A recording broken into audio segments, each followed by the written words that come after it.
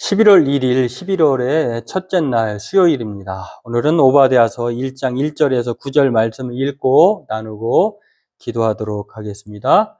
먼저 찬송가 585장 함께 찬송하겠습니다.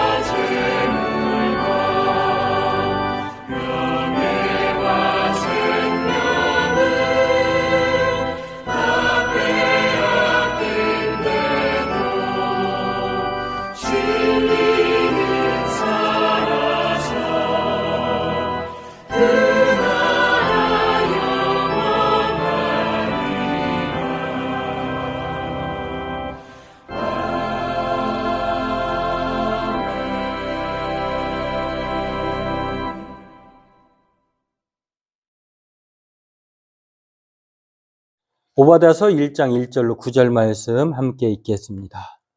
오바댜의 묵시라, 주 여호와께서 에돔에 대하여 이와 같이 말씀하시니라. 우리가 여호와께로 말미암아 소식을 들었나니 곧 사자가 나라들 가운데에 보내심을 받고 이르기를 너희는 일어날지어다. 우리가 일어나서 그와 싸우자 하는 것이니라. 보라, 내가 너를 나라들 가운데에 매우 작게 하였으므로 내가 크게 멸시를 받느니라. 너의 마음의 교만이 너를 속였도다. 바위 틈에 거주하며 높은 곳에 사는 자여, 내가 마음에 이르기를 누가 등이 나를 땅에 끌어내리겠느냐 하니 내가 독수리처럼 높이 오르며 별 사이에 깃들일지라도 내가 거기에서 너를 끌어내리리라. 여호와의 말씀이니라. 혹시 도둑이 내게 이르렀으며 강도가 밤중에 내게 이르렀을지라도 만족할 만큼 훔치면 그치지 아니하겠느냐?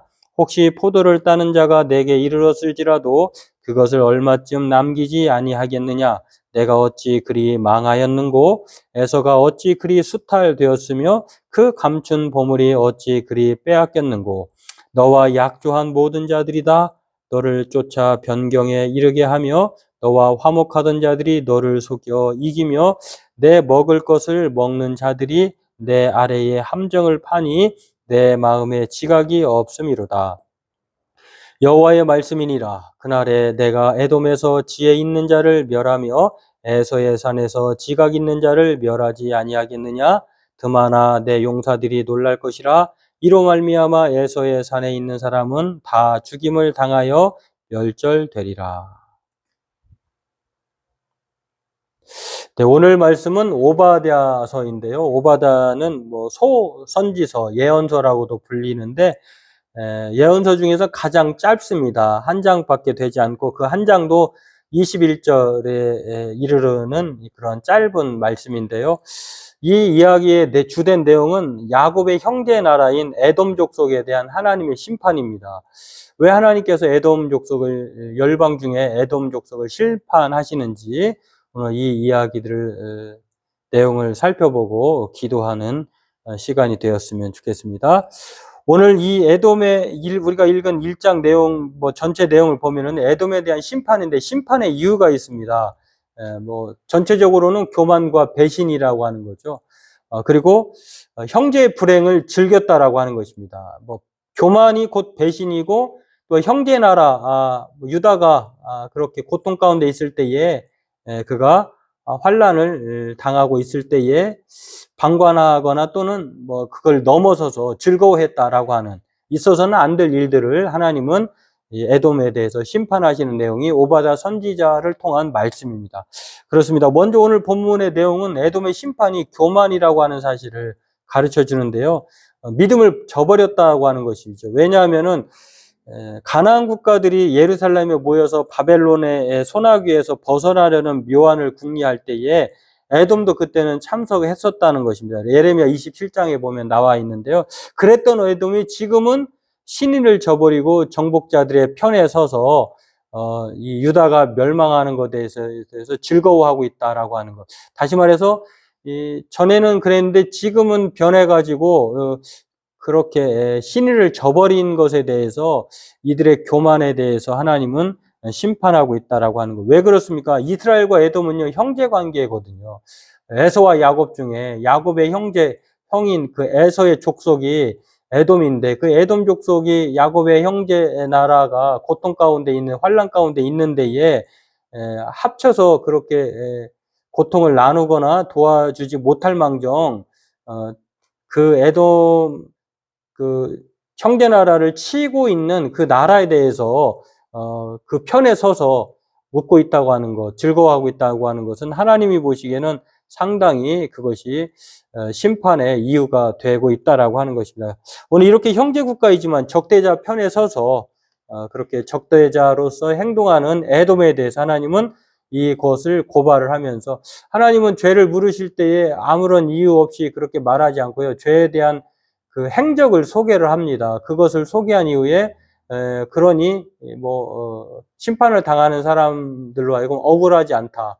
이거는 공의로운 판단이다라고 하는 것들을 깨닫게 하고 또 알리는 것을 볼 수가 있습니다. 마찬가지로 오늘 심판 예고가 바로 이 교만에 있었다. 신의를 저버린 것이었다라고 하는 것입니다. 이렇게 하나님은 크게 멸시받게 하신다라고 그 교만에 대한 신의를 저버린 것에 대한 심판을 말을 합니다.